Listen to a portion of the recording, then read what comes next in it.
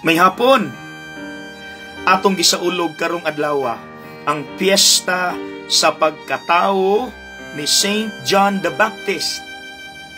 Makatandog kaayo ang giingon ni Propeta Isaias diri sa unang pagbasa. Akong basahon and feel it also. Gipili ako sa Ginoo didto pa sa tiyan sa akong inahan. Gihatagan ako niya sa akong ngalan. Gipanalipdan ako niya diya sa landong sa iyang kamot. Og nahitabo bigyud na sa ebanghelyo karon. Klaro kaayo ang pagpangga sa Dios sa mama ug papa ni Juan. Kay bisan tigulang na sila kaayo nga imposible na gyud untang magkaanak, gihatagan sila og anak.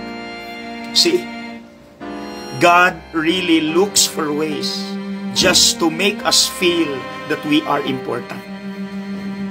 Gusto mo ebidensya pa gyud?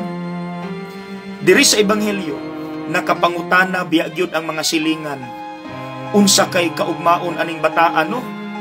So sila mismo, wala pud sila kabalo unsay future ni Juan. But by the fact nga kita sila sa nahitabo ni Zacarias ug ni Isabel.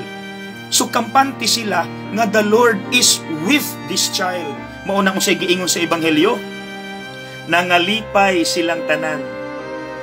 Mga igsuon, ingon ani unta tamo tan-aw sa atong kinabuhi.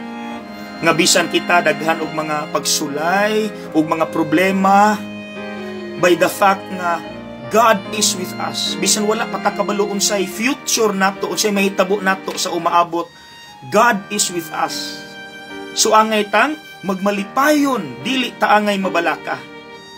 Maunang alang sa mga tawo nga kusog kay moingon nga gipasagdan ko sa Ginoo, pait akong kinabuhi, walay klaro, ingani ko kay may pasila, narakos ubos. Mga igsuon, ikaw ray gaingon anak.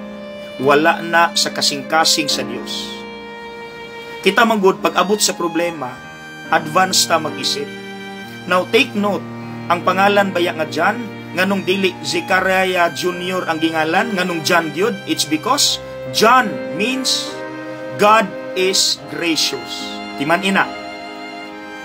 Isulti ni sa imong kaugalingon. God is gracious to me. So, pag abot sa problema, ayaw nang mag-advance mag-isip, ha? Okay? God bless!